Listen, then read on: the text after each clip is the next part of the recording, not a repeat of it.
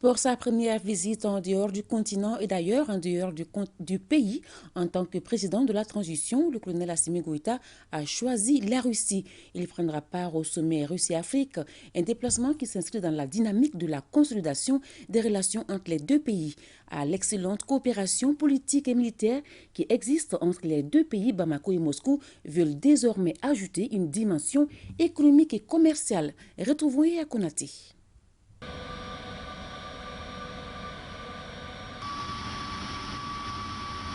Février 2023, le ministre russe des Affaires étrangères Sergei Lavrov est en visite au Mali. Pour la première fois de son histoire, notre pays accueille un chef de la diplomatie russe. Une visite qui illustre bien le regain d'intérêt dans les relations bilatérales. Monsieur le ministre, nous assumons votre présence ici. Nous vous accueillons les bras ouverts. La Russie est ici à la demande du Mali et la Russie répond de façon efficace aux besoins du Mali en termes de renforcement des capacités de nos forces de défense et de sécurité, et nous souhaitons aussi améliorer cela sur le plan économique. Partenaires historiques, Bamako et Moscou le sont avec des liens qui datent de l'époque de l'Union soviétique, des liens que les deux parties ont décidé de renforcer ces derniers temps au détour de quelques vicissitudes de l'histoire. En effet, pour faire face à la menace terroriste exacerbée du fait du retrait de certains des partenaires traditionnels du pays, les autorités de la transition font le choix stratégique de se rapprocher de la Fédération de Russie. La coopération entre les deux pays dans le domaine sécuritaire permettra notamment d'équiper et de former les forces armées maliennes, contribuant ainsi à leur montée en puissance. Le parking sur lequel nous nous trouvons serait d'ailleurs trop étroit pour recevoir l'ensemble du matériel récemment acquis. Grâce au leadership de son Excellence, le colonel Assimi Goïta, et au partenariat gagnant-gagnant avec la Fédération de Russie. Les équipements présents offrent un échantillon des capacités qui font de l'armée de l'air malienne un outil complet de combat. Nous consolidons notre capacité de reconnaissance et d'attaque avec des avions de chasse de type L-39 et Sukhoi 25 qui s'ajoutent au Super Tucano et d'autres appareils déjà en dotation, ainsi que les hélicoptères d'attaque de type Mi-24P qui s'ajoutent au Mi-35 et au Mi-24 déjà livrés.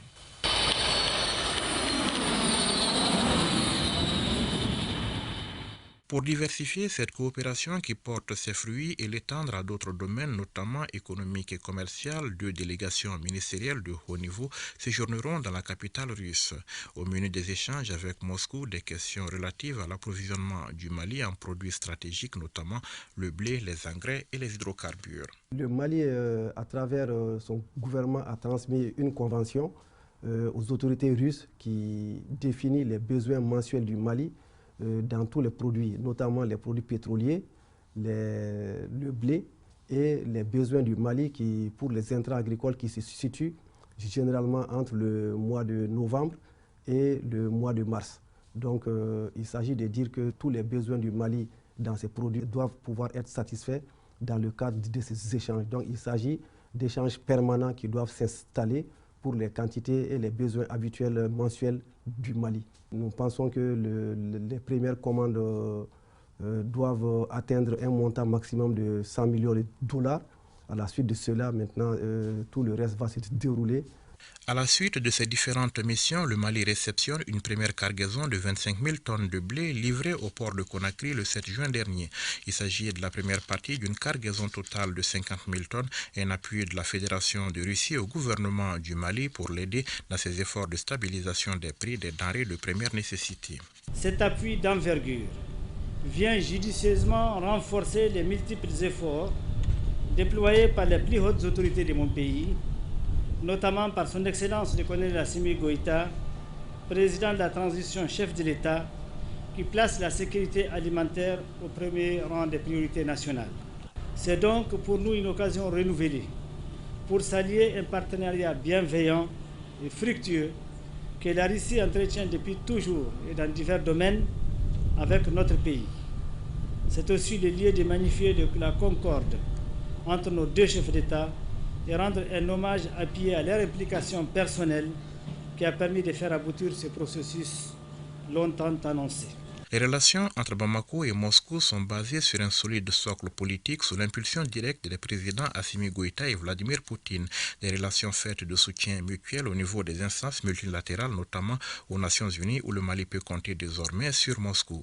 Ce qui a valu d'ailleurs au chef de la diplomatie russe ce grade de commandeur de l'ordre national du Mali à lui décerner à la faveur de sa visite au Mali. Vous savez que la Russie est membre du Conseil de sécurité des Nations Unies et dans ce cadre, la Russie a toujours soutenu le Mali et défendu l'unité du Mali et l'intégrité territoriale du Mali et s'est toujours opposé à des résolutions ou à des décisions qui sont injustes vis-à-vis de notre pays.